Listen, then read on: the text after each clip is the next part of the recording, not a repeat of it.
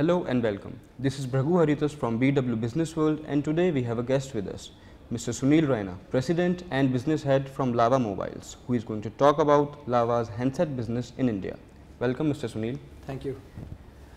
So Lava offers a wide variety of smartphones and feature phones. So which category is the best seller for your brand?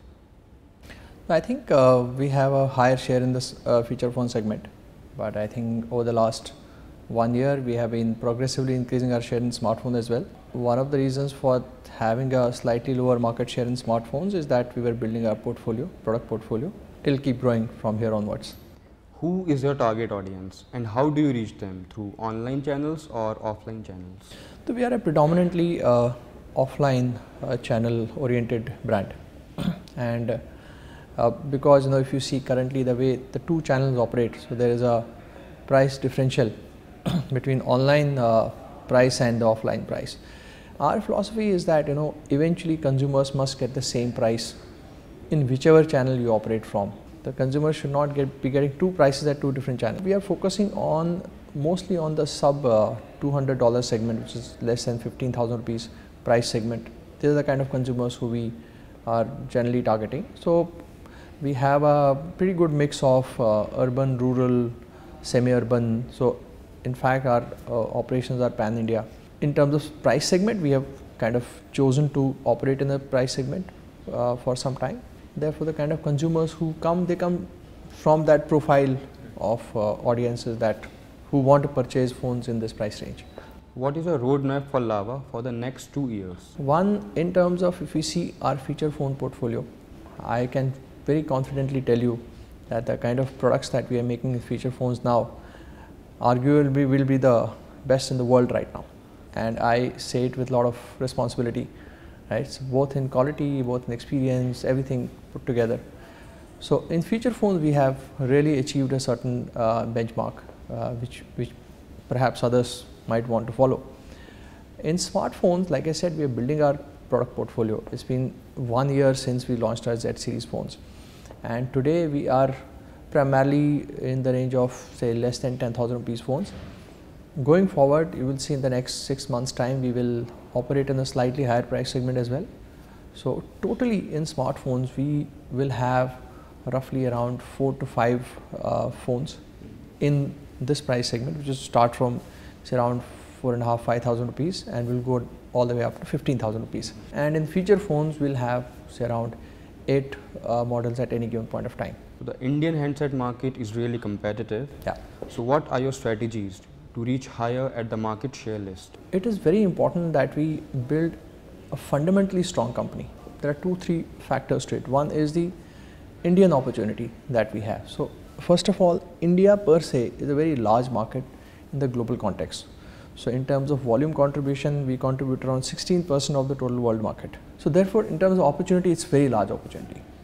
Like I said, in the less than 12,000 price segment, idea is to not just be leader in India, but also be a global leader. Right? That's the vision that we have set for ourselves. So what do we do for that? So if you look at this price segment, this is a segment where the consumers are looking for more value for money. So if we can have a product offering and a complete proposition which can make them access a higher technology even at a lower price, then it is going to be really good value for them. So that's what we are looking at. There are 2-3 things that we have to do. One is our end-to-end control on entire product value chain. So which starts from the research and design, then it goes down to supply chain, which means selection of components, choice of components, which we now do ourselves, then the complete manufacturing of it. So we have built a complete control on the entire product value chain. That we believe is going to be one of the things that will kind of catapult us into a completely different scenario altogether over a period of time. But of course everything takes time, growth doesn't happen overnight. We are also building it step by step and we'll also get growth step by step. But what we are very confident of, that once we have all these elements in place, we will definitely go into a different level of velocity of growth in the next maybe 2 to 3 years time. That's one advantage we are building. Second advantage is our India advantage. So we are Indians. So in fact, we know a lot more about India than anybody else would. We understand the consumer psyche much more than anybody else does. The next decade or so, we are pretty confident that there would be very large global brand that will get created out of India. And we are giving it our best shot. We believe the kind of work that we are doing, the kind of fundamentally strong element that we are putting in place, that gives us a very good chance that we can give it a best shot from our side. And finally, if you see our after sales network is perhaps, I would say it is one of the best in the country right now in terms of both spread. If you see the entire package put together, that makes us believe that we have a very good chance. You know, we may be a very small market share brand right now, but all these fundamentally strong things that we are doing, we believe that's going to help us evolve as a global brand in the future. That's what we are really gunning for. Earlier you mentioned about manufacturing. So where are Lava handsets manufactured, and do you also import some of the components from foreign countries? The ecosystem is getting built in India. We do all our manufacturing in India. But since the entire ecosystem of components has not shifted to India, therefore we are not getting 100% components from India itself. But today, roughly 25% of the components are being manufactured in India itself. So 25% of the parts that go into making of a phone come from India today, which was practically zero a couple of years back, right? That's come down to say 25%. We see a very clear possibility of creating a very large ecosystem in the country. The total value that we foresee, which will come from mobile sales plus your manufacturing plus components all put together, we believe there's an opportunity of some roughly $500 billion, right, that exists in this country, that can be created. Of course, there has been a lot of help from Government of India through the Make in India program, which ensures that a lot of things have become easier now than they were earlier.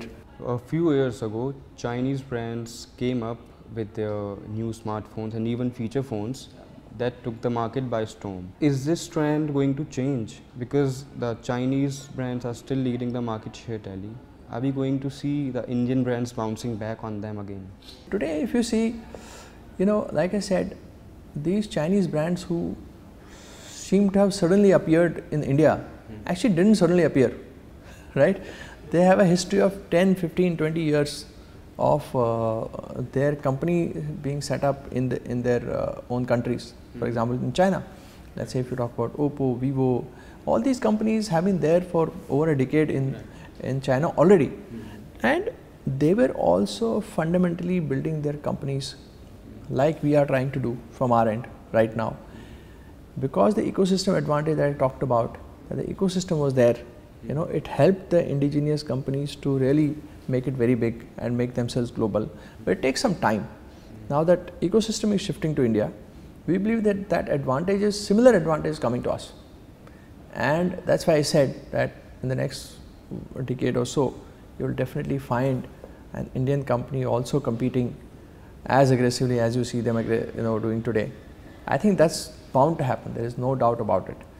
Bouncing back is again, no, you can't just bounce back out of thin air, right? You have to bounce back on having something as a core competence or a certain advantage. Because like I said, those 3-4 factors that I talked to you about, I think those all put together, we are confident that we will have a very good chance in that space. Is there any particular brand you fear or think of as your biggest competitor? Because each segment Lava is present in has a very aggressive player. There is no fear. For sure there is no fear. But every competitor poses a certain challenge to you, and challenges only make you kind of work harder. I think this industry has seen at least different competitors, different challenges at different points in time, right? Some of them appear to be so disruptive for a period of time, and then after some time you realize, they kind of completely vanished, right? So I think such things don't worry us much. Yeah. But were your feature phone sales hampered by Reliance Jio phone? In terms of volume, we didn't drop. But yes, in terms of share, we would have lost some share. But volume wise, we have not got affected because overall market kind of exploded, so to say, with their entry. So Mahendra Singh Dhoni was signed earlier for Lava TV commercials. Did you witness substantial sales after those TV commercials were aired? You know, celebrity endorsement is one thing perhaps that every other brand has tried in this category. You know, why we were keen to have an association with someone like Mahendra Singh Dhoni was to really, you know, be an expression of the brand values that we have.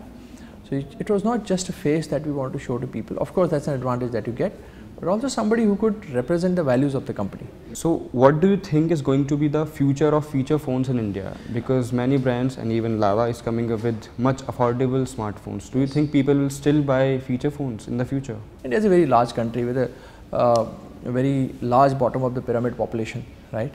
So to serve them through means of communication, I think feature phone will remain there for some time. It may not be able to, smartphone may not be able to directly change the scenario in the next 2 years' time. Well, that was Mr. Sunil Raina for you. Thanks for talking to me.